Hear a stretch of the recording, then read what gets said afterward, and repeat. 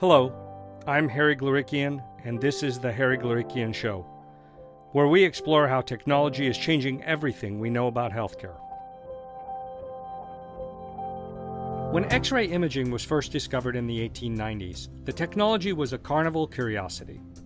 But by the early 1900s, X-rays were being used routinely in hospitals around the world to locate problems like broken bones and swallowed objects.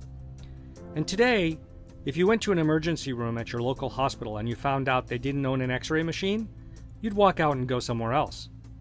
Well, today's guest, David West, is convinced that digital pathology is in the middle of the same kind of transition, from being a curiosity to being nearly universal.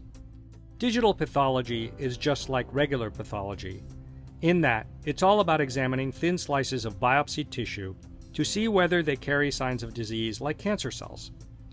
The difference is that traditional pathology involved peering at the actual tissue slices on glass slides under a microscope. Whereas in digital pathology, the biopsy samples have been digitally scanned so the images can be viewed from anywhere on any computing device. West is the CEO of a software company in Philadelphia called Proscia that's built an infrastructure for storing and sharing digital pathology images in the cloud. Not only does that allow pathologists to work from anywhere, rather than having to bend over a microscope in a lab, it also means researchers and physicians can start to use all the power of modern computation, like artificial intelligence, to speed up the process of examining biopsies and reduce the chances that a human pathologist will miss something that might be concerning. Last year, we had an entrepreneur named Leo Grady on the show from a company called Page AI that's trying to bring digital technology and artificial intelligence to the field of prostate cancer screening. But Proscia is going even bigger. It's promoting its software for sharing pathology data across the whole life sciences research market. And it's also pushing for broad adoption of digital pathology in areas like melanoma screening, where getting a rapid and accurate diagnosis is paramount. Historically, when it comes to adopting digital technology, pathology is a field that's lagged behind other medical fields like radiology by a decade or more. So I'm personally excited to see that companies like Proscia are finally making a dent in the problem. And I think you'll hear the excitement come through in our interview, which I'll play for you now.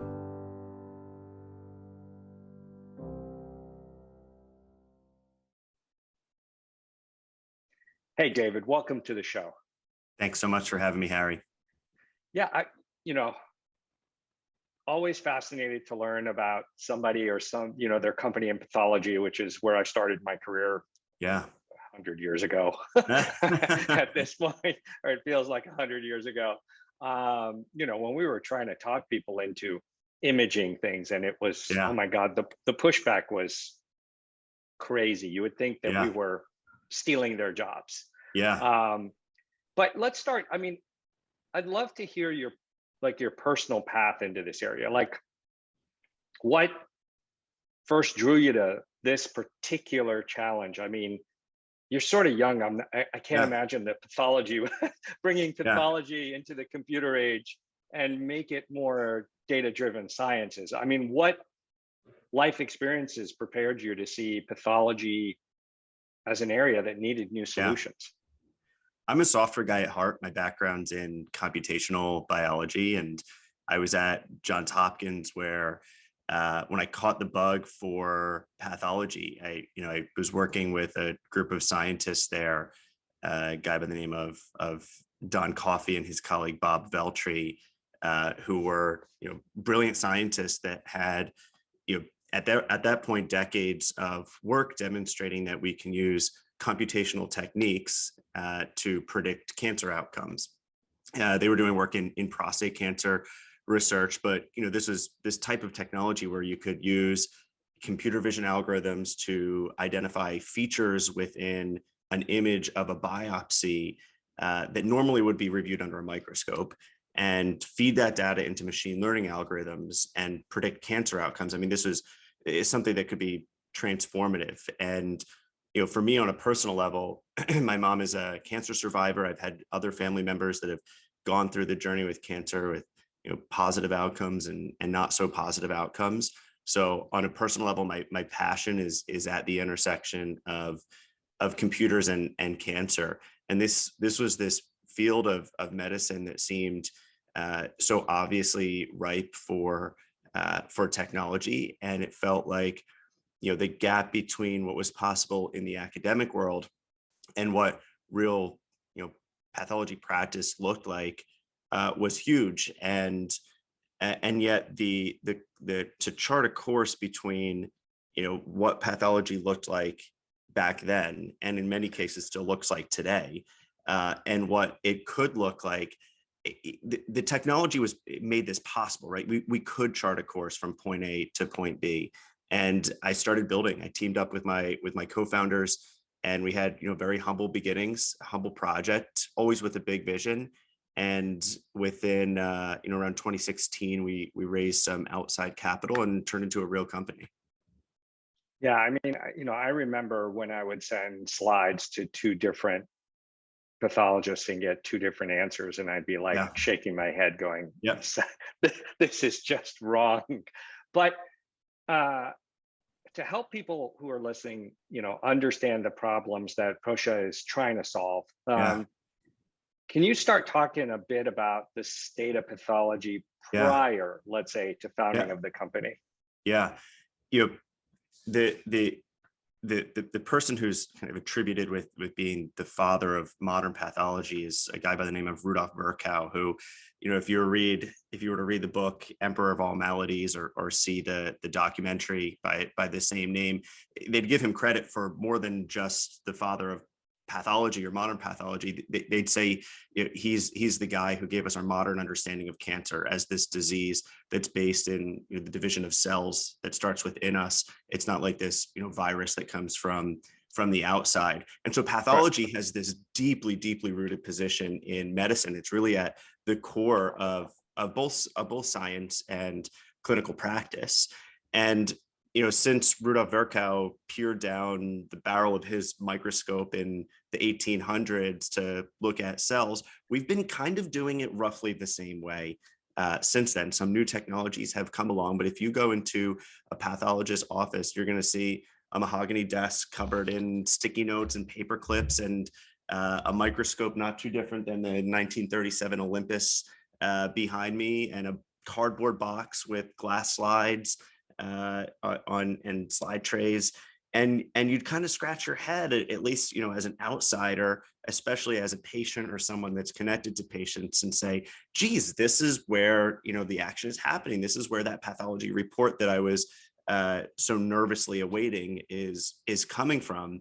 And it's very different, honestly, from even the rest of medicine, let alone the rest of our lives, where you and I are able to jump on a Zoom and talk to each other. Pathologists can't do that. And it's made it this very, you know, brick and mortar, geographically local, and sort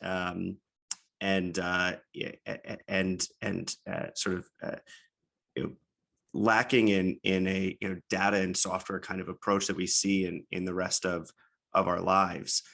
You made this point that pathology is subjective. The study that to me really was eye-opening when I first got into this space was one in prostate cancer, where pathologists agree on Gleason score or aggressiveness of prostate cancer, something like 54% of the time. That means the other 46% of the time, if you take two pathologists, pathologist A is saying something different than pathologist B. You say, okay, well, you know, maybe it's a little bit off. Someone says 3 + 4, and another says Gleason 4 + 3. Well, the difference between those two is, you know, total removal of your prostate and active surveillance. Very different treatment pathways.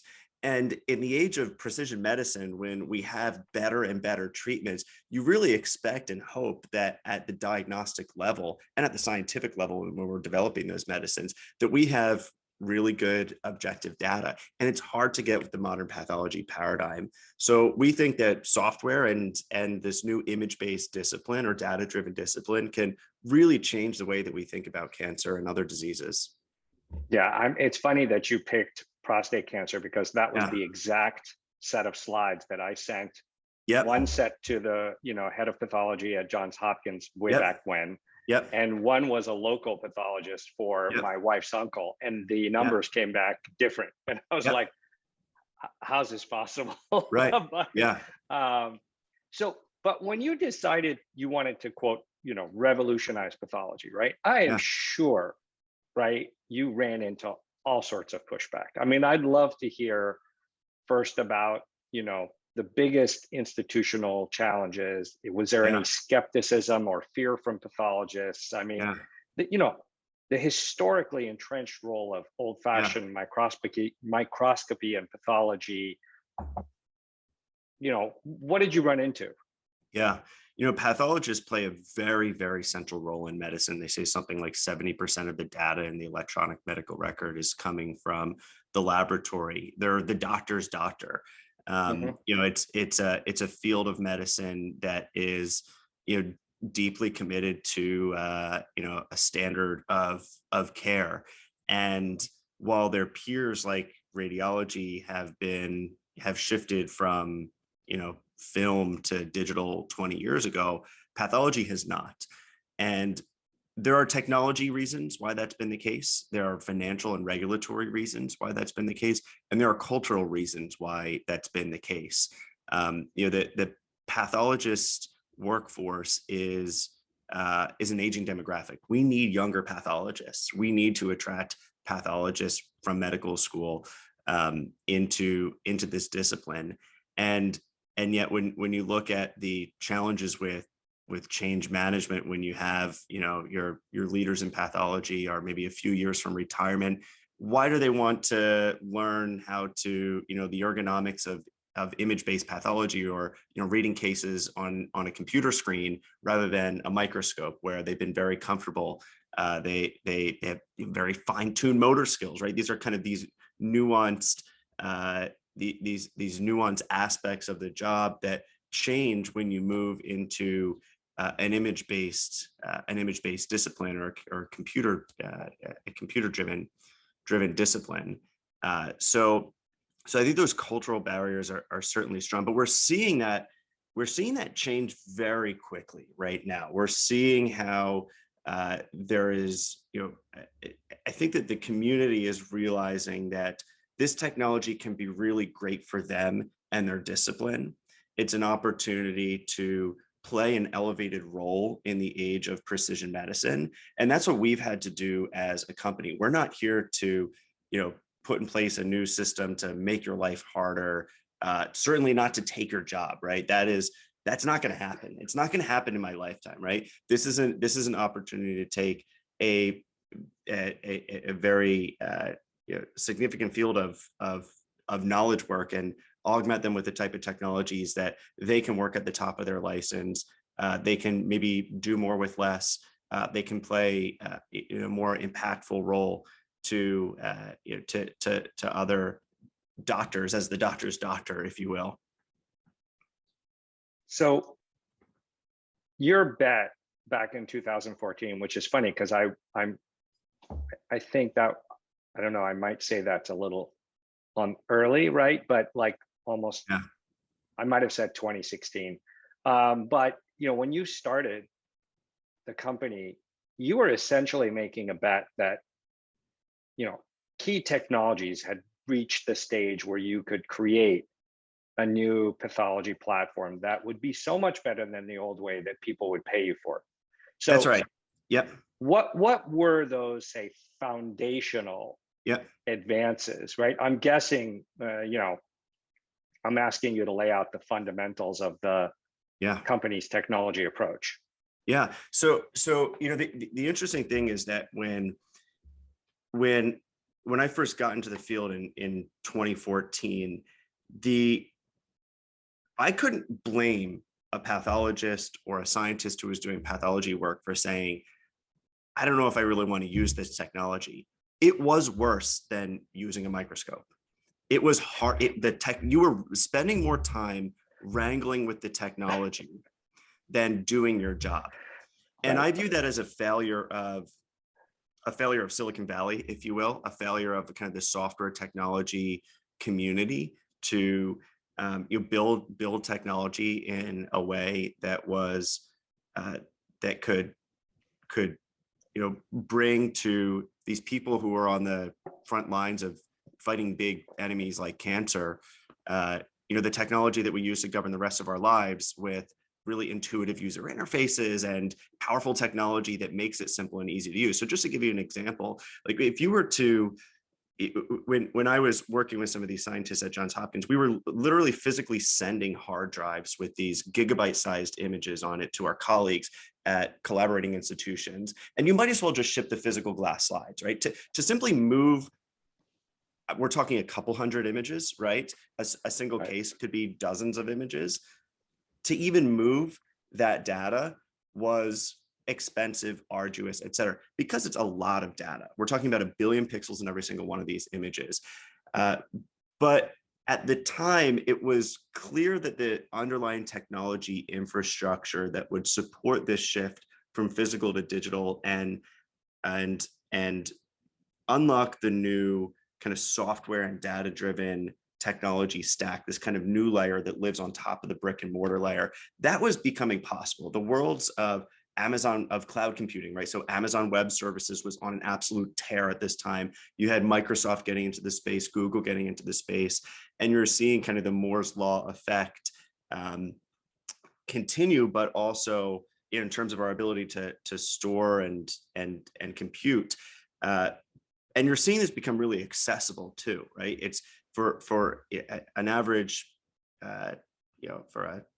someone like me, I could kind of build a web application and build this on top of the world's largest supercomputer and storage infrastructure.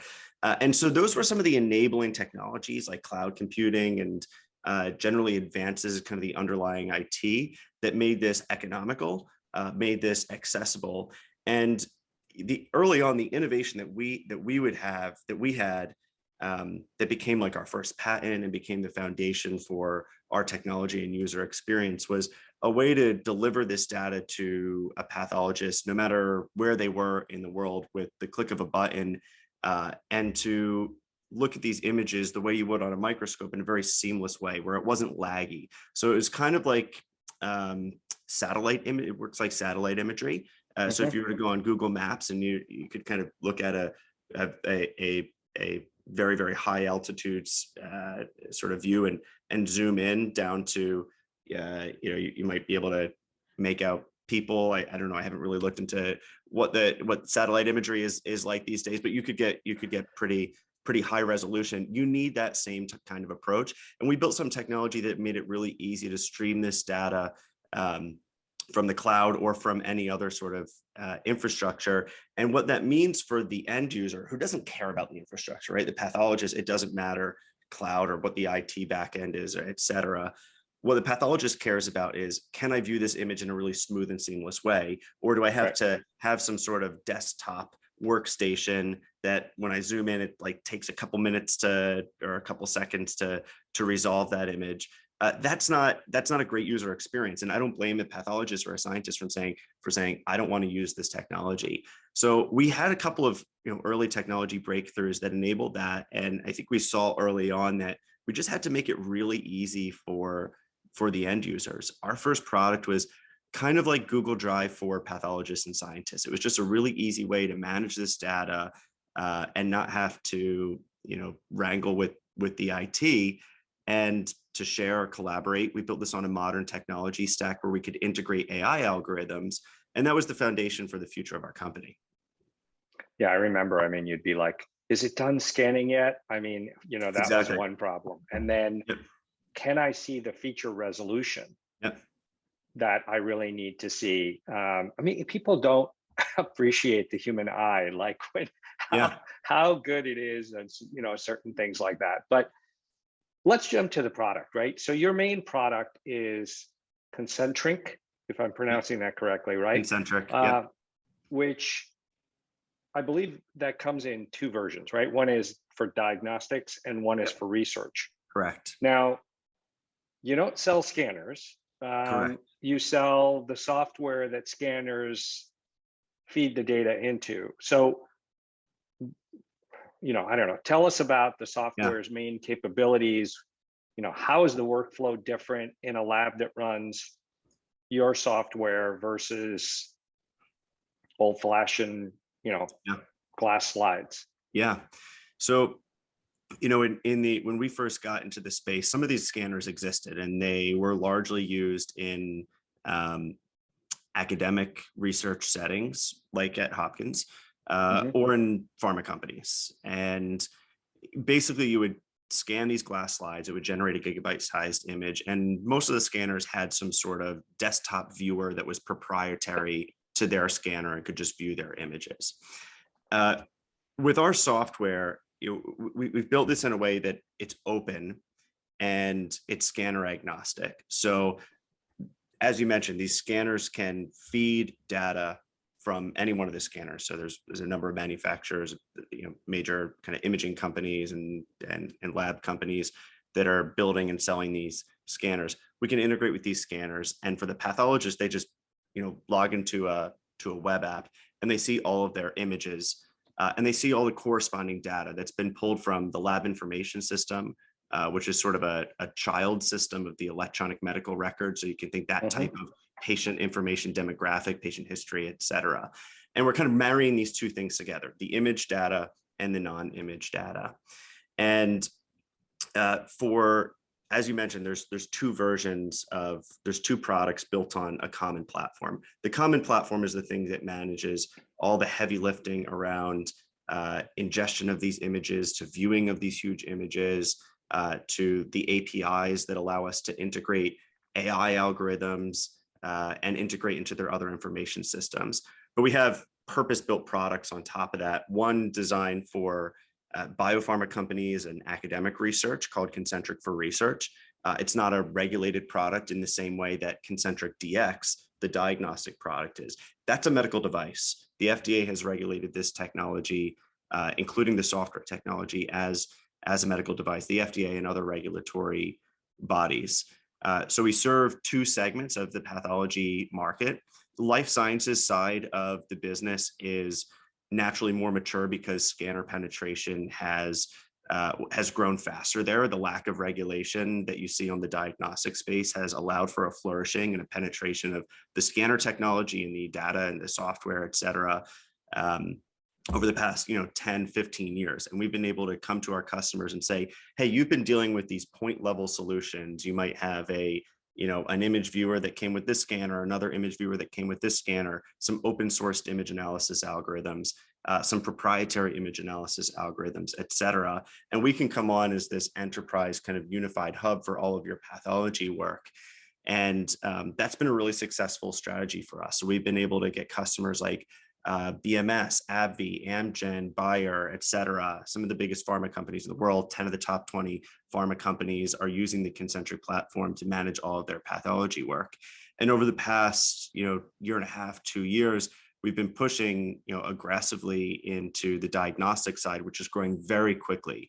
We've had a number of accelerants across regulatory landscape and maturity, new scanner technology that's available for diagnostic use, that's faster, more economic, easier to use, and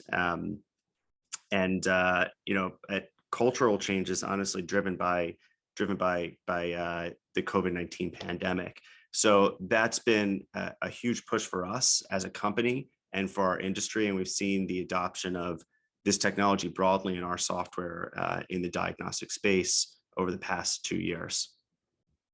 So, one of the themes of this show is always like the analytic side coming together with the data side, right? So AI, machine learning, or whatever, however you want to frame it, right? But on your platform, how does, AI techniques come into the workflow? I mean, I understand that the automated quality control is one of the tasks that the AI technique can handle. I mean, can you explain the problem and the solution there?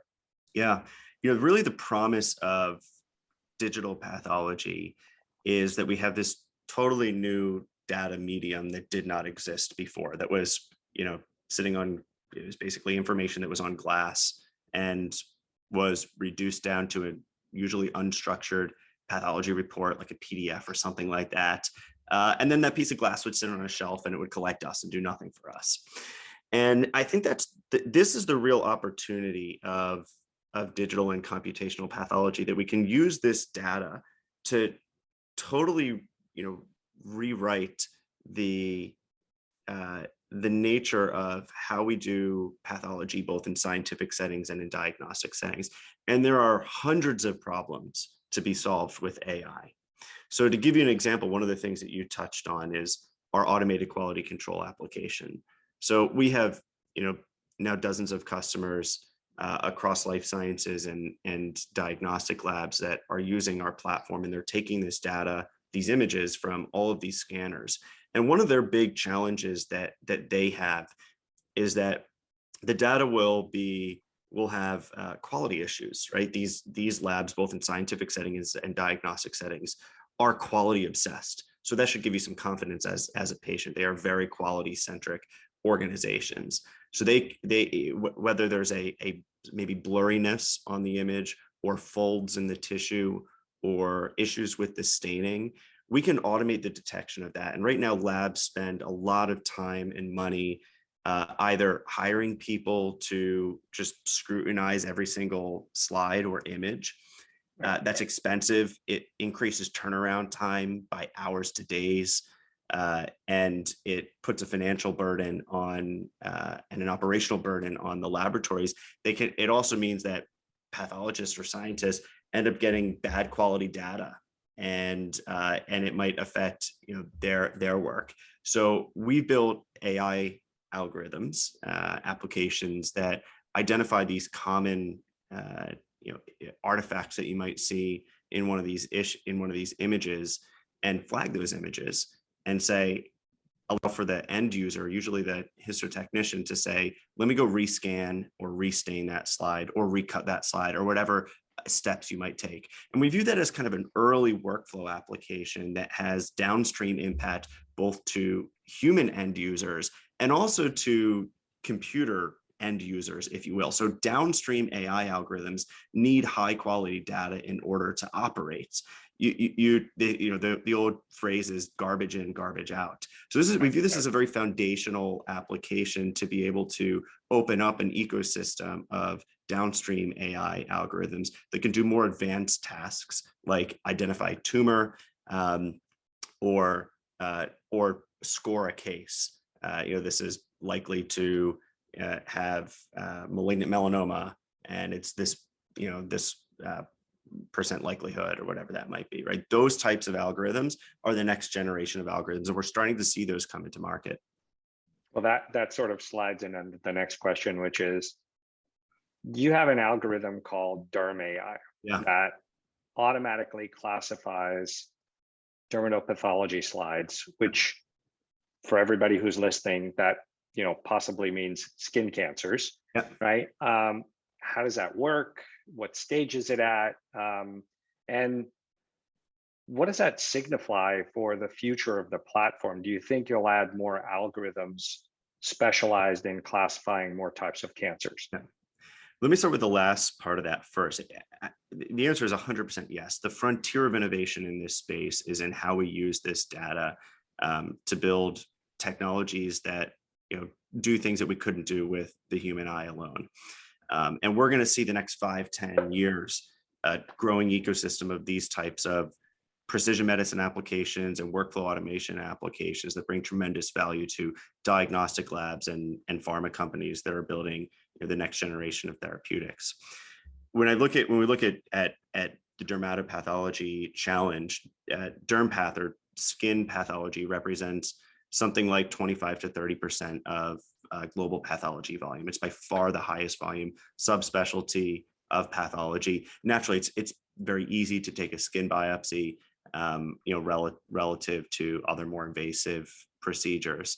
And in skin pathology, you have something like 1 or 2% of cases that are melanocytic or melanoma that are very, very dangerous. And you have a lot of volume that is less dangerous clinically. And if you're a laboratory that is, like most laboratories are, are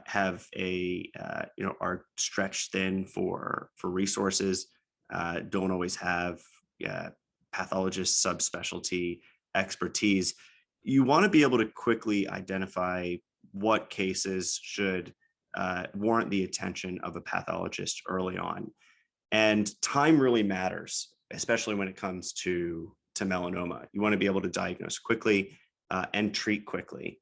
And when I look at some of our customers that are adopting this technology, I think of a very large diagnostic lab network in Europe.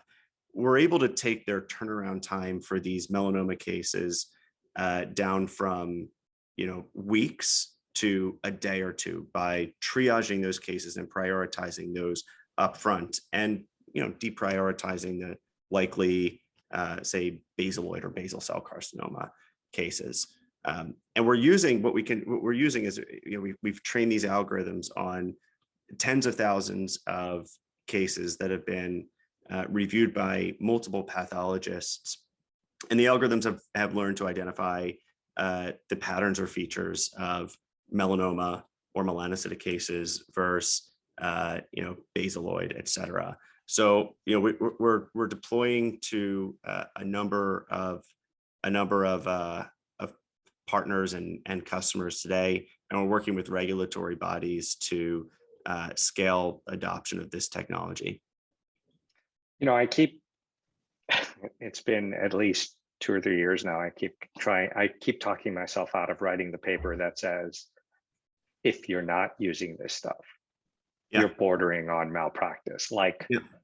It's getting to the point where if I'm a patient and the institution that I'm going to isn't incorporating, not just here, but it could be in radiology, it could be in a lot of other places, these advanced technologies, you're just not providing the level that modern technology is. It's like, I don't know, I'm going to equate it to like your hospital doesn't have an x-ray machine like that. That would be problematic, right? Absolutely. I mean, I think that the sort of, the precedent for this here is what you've seen in the electronic medical record space, where at a certain point, providers were penalized by not using electronic medical records. And that's a relatively recent phenomenon. And you think back, this is like 10, 15 years ago, when electronic medical records were effectively mandated.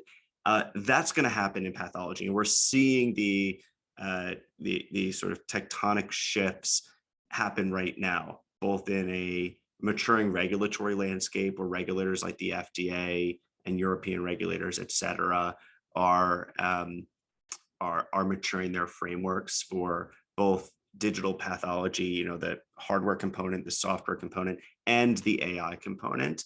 We're also seeing actually news in just the past few weeks, new CPT codes dedicated to digital pathology, and that'll allow payers in the broader community to be able to better study the clinical and economic impact of this type of technology. Oh yeah, I mean,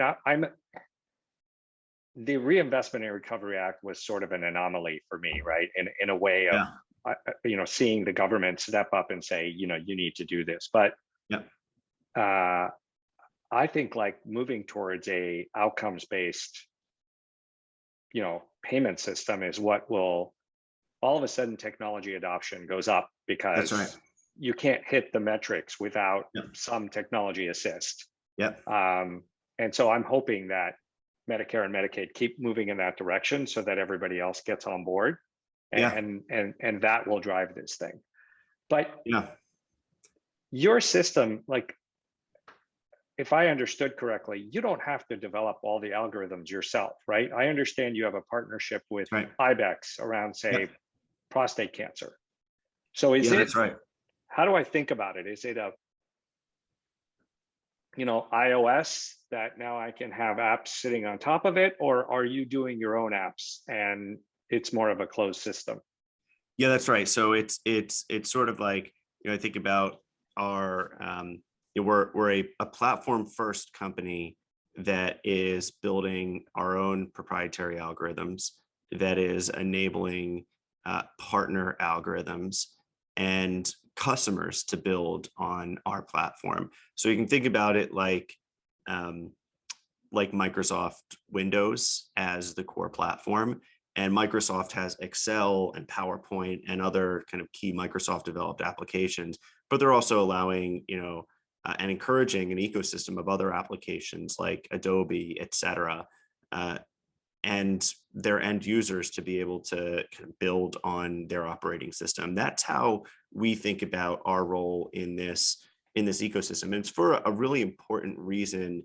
Our thesis on the future of this space is that there will be hundreds or thousands of applications developed. In the research space, there are 100 commercially available applications on the market. And we're going to see the same thing in the diagnostic space as well. Everything from, workflow applications like our quality control application, like, applications like our Derm AI application, to companion diagnostic application or digital diagnostics. And we're in the very early stages of that. So we want to be able to enable that ecosystem and both empower our customers to adopt this technology, but make it really easy for them to future-proof their investment in digital pathology, if you will, because right now they can't predict what future commercial applications will be available, what this data might be able to do for them.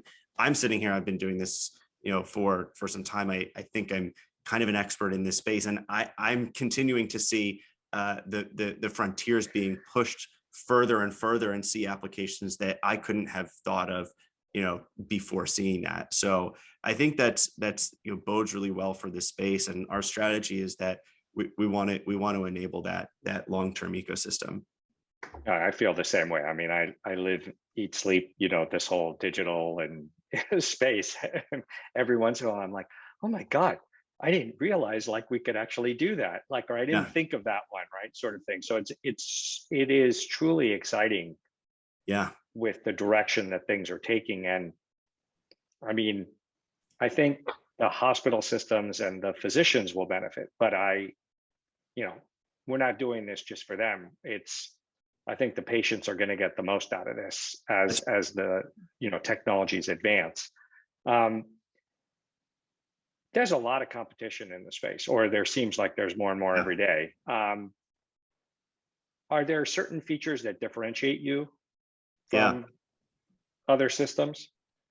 I think it bodes well for the promise of this technology, and I think is reflective of the growth in this space, how much investment has gone into this field, and the ecosystem of technology players that are enabling this, the growth in this space. And I think that there are certainly scanner first companies or hardware first companies, and that's kind of one class of players, and we work really closely with them, right, as a vendor neutral platform. Sometimes they have their own proprietary software, but as an open platform, it's really important that we work closely with them. And I think one of the things that we've been able to do well as a software company is, first of all, we're 100% focused on software and 100% focused on pathology. And we are, as a platform first company, it's allowed us to be partners to players that are like Ibex, that are developing their own AI applications, to work closely with them. It's allowed us to partner with the scanner companies.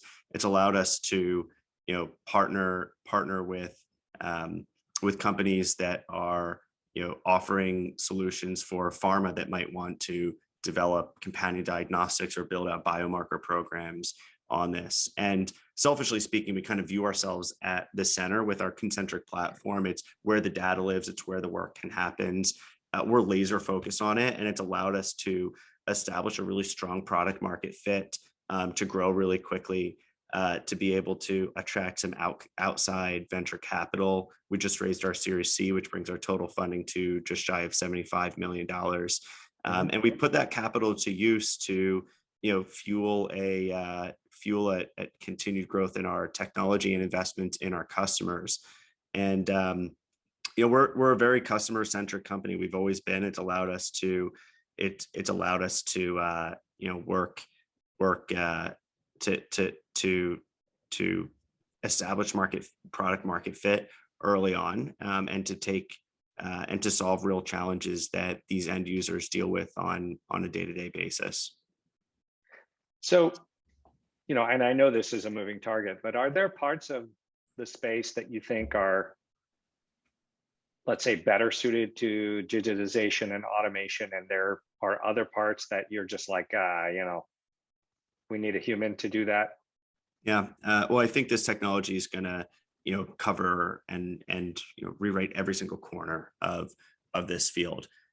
Your point earlier that it eventually will be, a bad practice not to be using this technology, right? And you're seeing this, and certainly in the research use of this technology, particularly in life sciences and pharma, it's near universal. Most of these organizations, almost every single one of these organizations, certainly every major pharma company, is using digital and computational pathology, 100%. And on the diagnostic or clinical side of the equation, we've seen, the early adopters of this technology have been usually larger networked reference labs or hospital systems that have the economies of scale that come when you put in place this technology, and you can sort of decentralize your operation and not be tied to one particular brick and mortar, lab within your network. It can expand their reach, allow them to attract more customers, allow them to serve more patients, et cetera. And I think you're going to see that momentum translate into say smaller independent laboratories and smaller hospital systems, and then even like community hospitals that have their own labs. Yeah, I'm not sure that everybody has fully grasped the potential business model shifts that are now becoming to be real or possible, that the traditional places haven't thought like that could possibly happen. They're just sort of looking at automating or digitizing what they're doing, as opposed to thinking about like the whole thing could get flipped in some interesting ways, which I'm always looking at from an investment perspective. Totally. And I think if you look at there might be some subspecialties of pathology that are really ripe for the use of AI to automate workflows or to offer new kinds of diagnostic insights that maybe say lower volume subspecialties are not. But if you say that there's, you're digitizing, your derm volume and your colon or GI volume and your prostate volume and your breast volume, you're already at like 70% of your volume. And so why leave the other 30%? The gallbladders will be done digitally as well, right? So eventually this momentum is the economics of this kind of warrant full-scale digitization. And we've seen the early adopters of this technology fall into one of two camps. It's either go all in and digitize 100%, or take a piecemeal approach. And usually the ones that do the piecemeal approach have pretty quickly realized that it's better just to lean in and do this. Yeah. Why are those sitting over there on the side? Exactly, right? I mean, it's you get the benefits of this when you can really rethink your entire operation, and everything from how glass is prepared to where your pathologists work, whether they're working from home or working from the office, to the numbers and the skill sets of the histotechnicians that you have in the laboratory. These are very process-driven organizations, and you have to rewrite your processes. And it's better not to bifurcate your processes at a certain point. Yeah, but I mean, it's nothing that the business community hasn't sort of experienced before, which is, okay, we're going to implement this, and I just want it to fit into my workflow. And you always realize, like, I'm not getting the power out of it by just shoving it into my workflow. Like, if I make a few changes, I can get 2x more out of the system than trying to make the system fit into my little rubric. Yeah. And I think this is really why, I think this kind of speaks to the heart of the cultural or change management challenges of the adoption of this technology, and that it's not just, popping something on top. It's to really get the benefits of this, you have to rewrite your processes. And so for us as a technology player in this space, we take that responsibility to build the applications, usually AI applications, and even the non-intelligent applications that warrant the adoption of this technology for the whole laboratory, and to be able to share best practices for digital transformation with the customers. It takes buy-in from financial stakeholders, IT stakeholders, clinical stakeholders, operations stakeholders. And if we can synthesize best practices from labs that have done this before, it makes it easier for labs that are used to just signing out cases, taking in specimens and signing out cases, and not used to dealing with technology. That's incumbent on us. Right. So obviously we can't, these days it seems like we can't get away from talking about the impact of, COVID-19, but yeah, I'm assuming it was a positive, impact, but I'm not going to make that. I'm not going to make that judgment. I mean, I'm assuming in some ways it was a disruption, but a huge accelerator. I'm wondering, how did COVID-19, in your opinion, affect the world of digital pathology? Just like many businesses realized that they had to go remote, and that once they went remote, they could deal with that. And that there were many advantages to that. We experience this as a company, right? We have employees now all over the country and all over the world. And we use Zoom and Slack and these other technologies and practices to be able to build a great company culture and operate, et cetera. Labs dealt with this too. I mean, there was a point where you couldn't put more than one or two pathologists in the lab because we had a pandemic that would, that affected pathologists too, affected everyone, affected lab staff, et cetera. And a couple of real things happened there. Regulation changed to allow for this. So CLIA regulates laboratories, not necessarily us, but our customers, allowed pathologists to read from home without having to get their labs, their home offices CLIA certified. And that seems like obvious in the digital world. And I think that's one of these things that, very likely will stick. I'm not kind of in that world myself, but, pathologists and laboratories, they like that. And it makes sense if you're reading digitally.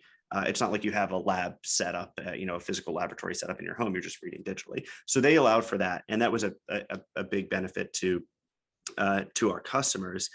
And we also saw the FDA relax and bring maturity to the way that they regulate us as a vendor. So there was emergency use authorization for us as a software player, that will remain through the end of this year, and that allowed us to go after a new class of customers.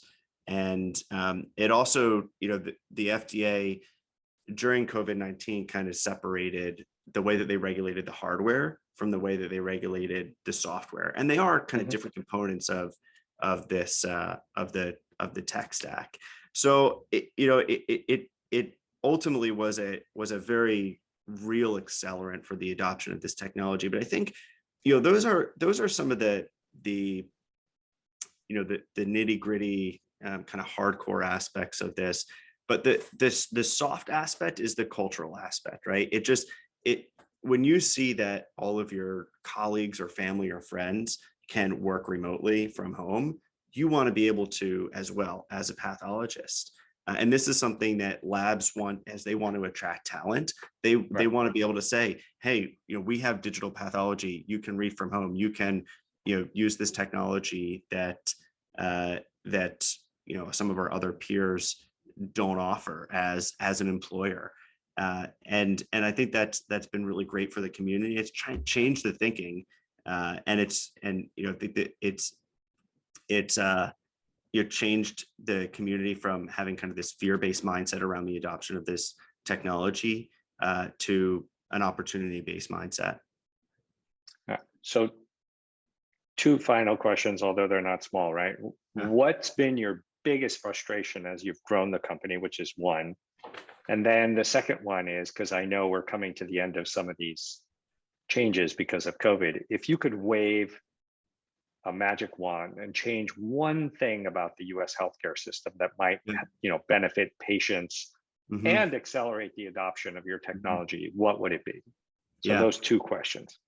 So with respect to the first question, the world of technology, the now metaphorical Silicon Valley mindset and the world of medicine are very different cultures. And I think it's incumbent on technology players, in particular software players like us, to be able to bridge those worlds.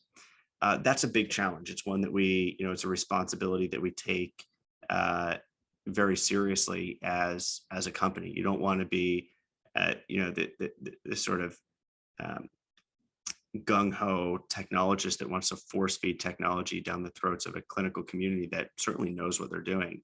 And at the same time, you want to make sure that that you're maintaining some standard of care and great clinical practice. There's a reverence for the standard of care, which is a in many ways kind of the antithesis of the kind of disruptive ethos of the Silicon Valley community. So they're very different worlds. Bridging that gap is a big challenge, but it's one that we have to do as a software player and technology company. If I could wave my magic wand and change one thing about the U.S. healthcare system, I think that there is we sort of touched on this kind of earlier in our conversation, a shift to value-based care. I think we'll have tremendous benefits for patients, for the broader healthcare community, and accelerate technology adoption, and ultimately, allow us to be more outcome driven. That's a big tectonic shift that's has been happening for a while. And I think that, because healthcare is this big, complicated system, it necessitates the adoption of standards and things like that in order for technology to be adopted. And so I view those as all kind of corollaries of a bigger tectonic shift that's happening in US healthcare that I hope continues to accelerate. I'm totally with you, and I just keep hoping, I keep praying that the people in Washington don't stick their fingers in it and just let it keep going in the direction that it's going. Right.